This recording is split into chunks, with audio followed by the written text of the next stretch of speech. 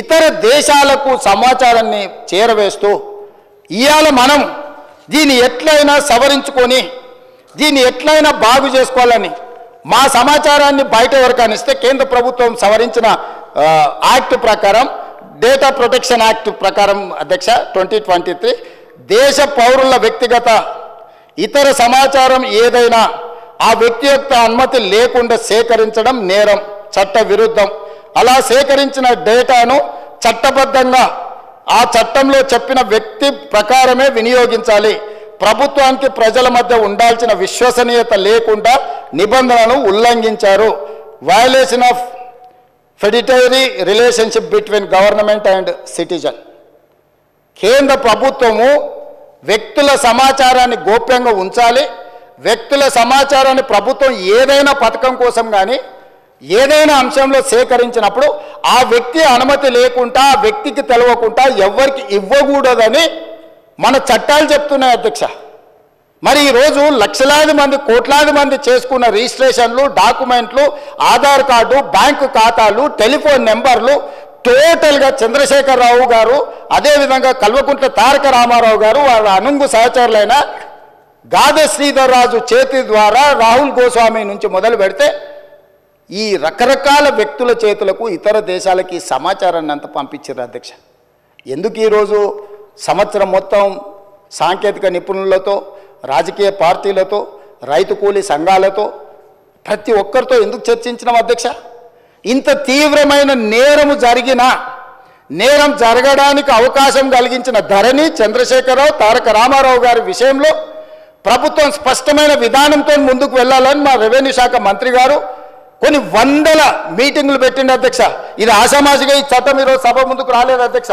ఈ చట్టం ఈరోజు ఈ సభ ముందుకు వచ్చిందంటే ఎన్నో నిద్రలేని రాత్రులు, కొన్ని వందల గంటలు ఈ అధికారులు వీళ్ళు మేమందరం, నా పాత్ర పరిమితమే, వాళ్ళు చేస్తున్న పనిని ప్రోత్సహించడం ముఖ్యమంత్రిగా నేను చేసేసర్స్ కానీ రిలేటెడ్ కన్సర్న్ మినిస్టర్ కానీ వాళ్ళు కొన్ని వందల గంటలు రోజుల కొద్దీ దీని మీద చర్చించి దీన్ని క్షుణ్ణంగా పరిశీలించి ఈ భూభారతి 2024 చట్టాన్ని సభలోకి తీసుకొచ్చినాం అధ్యక్ష.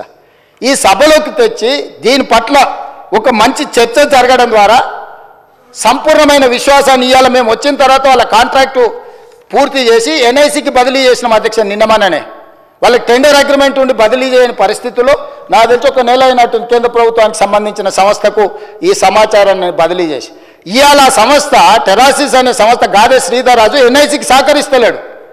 ఎందుకంటే ఈ డేటా మొత్తం ట్రాన్స్ఫర్ చేయాలి.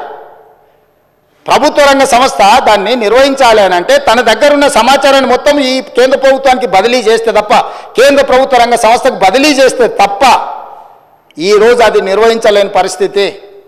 ఎందుకు మేము కొంతకాలం మౌనంగా ఉన్నామంటే ఇప్పుడు ఏ మాత్రం ఇందులో ఏ కేసులో ఇంకే విచారణకు ఆదేశిస్తే ఒక్క టాక్స్ హెవెన్ కంట్రీస్లో, కేమెన్ ఐలాండ్స్లో, లేకపోతే వర్జీనియా, బ్రిటిష్ వర్జీనియా ఎక్కడో ఉండి ఒక్క క్లిక్ కొడితే మన దగ్గర ఉన్న సమాచారం మొత్తం క్రాష్ అయిపోతుంది అధ్యక్ష. మన దగ్గర ఉండే సర్వర్లు అన్నిటిని కూడా డౌన్ చేస్తే దీన్ని రిపేర్ చేసుకోవడానికి, రిస్టోర్ చేసుకోవడానికి, లేదా భవిష్యత్తులో రిజిస్ట్రేషన్లు చేసుకోవాలంటే కూడా అది రోజులు పట్టొచ్చు, నెలలు కూడా పట్టొచ్చు అధ్యక్ష. ఇంత కుట్రపూరితంగా ఒక వ్యక్తి చేతిలో యువరాజు గారిని ఆ రాజులు ఇంప్రెస్ చేసి ఉండొచ్చు. యువరాజు గారికి ఆ రాజులు అత్యంత సన్నిహితులు, కుడి భుజం ఎడం భుజం అయి ఉండొచ్చు. కానీ మనందరి సమాచారాన్ని రాష్ట్ర ప్రభుత్వం పూర్తి వివరాలను ఒక వ్యక్తి చేతిలో పెట్టి రాష్ట్రాలనుగా దేశాల సరిహద్దులు దాటిచ్చి ఏ దేశంలో అయితే ఎలాంటి మనం శిక్షలు, ఎలాంటి నేరగాళ్ళను పట్టుకోవడానికి ఒప్పందం లేని దేశాలకు పంపించారు అధ్యక్ష. నేను ఈరోజు మీకు చెప్తున్నా అధ్యక్ష, పార్లమెంట్ సభ్యుడిగా కొన్ని వందల లెటర్లు రాసిన ఆ దేశాలకు నేను మనుషులను పంపించిన, డేటా సేకరించడానికి డబ్బులు కట్టైనా తీసుకురాపోండి అని యుఎస్ నుంచి నా మిత్రులను ఆ దేశానికి పంపించిన అధ్యక్ష. వాళ్ళు ఇవ్వలేదు. నా దగ్గర చాలా వివరాలు ఉన్నాయి అధ్యక్ష. నేను దీని మీద రీసెర్చ్ చేసినప్పుడు వీళ్ళు ఎన్ని రకాల అధ్యక్ష రిజిస్ట్రేషన్స్ అనేటివి డే టైంలో జరుగుతాయి అధ్యక్ష. మనం స్లాట్ బుక్ చేసుకుంటాం నార్మల్గా 10 to 5 or 6, 7 ఒకవేళ అయితే 7, 8 o'clock రిజిస్ట్రేషన్లు అయితే రాత్రి 9 గంటల నుంచి ఉదయం 6 గంటల వరకు కూడా రిజిస్ట్రేషన్లు జరిగిన డాక్యుమెంట్లు ఉన్నాయి అధ్యక్ష. అర్ధరాత్రి పూట ఏ ప్రభుత్వ అధికారి డాక్యుమెంట్లు రిజిస్ట్రేషన్ చేసిండు? అర్ధరాత్రి డాక్యుమెంట్లు రిజిస్ట్రేషన్ చేసే వ్యవస్థ మన రాష్ట్రంలో ఉందా? ఏ చట్టం ప్రకారం అర్ధరాత్రి పూట డాక్యుమెంట్లు ఎగ్జిక్యూట్ అయినాయో ఇవాళ మనం విచారణ చేయాల్సిన అవసరం లేదా అధ్యక్ష?